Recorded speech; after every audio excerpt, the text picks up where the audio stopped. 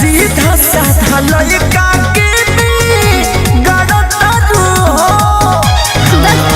खोलल तू चाहतारू दिल के हमरा ताला। कहियो हमरो गलिया ललका के सतावाला कहियो हमरो गलिया ललका के सतावाला। ए बे सुना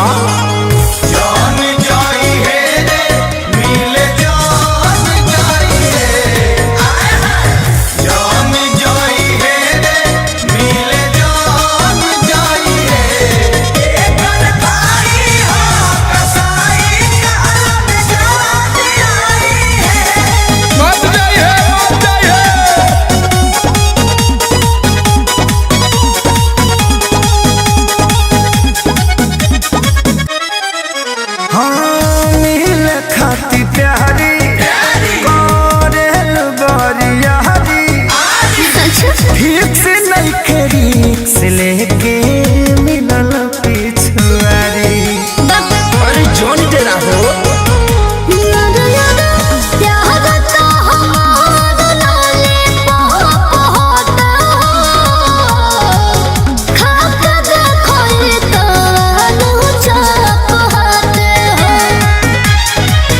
भौरा के देखावा जानी मधु मधुबाला।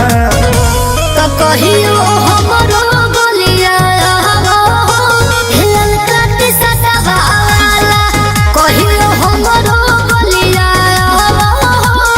ललका के सतावाला।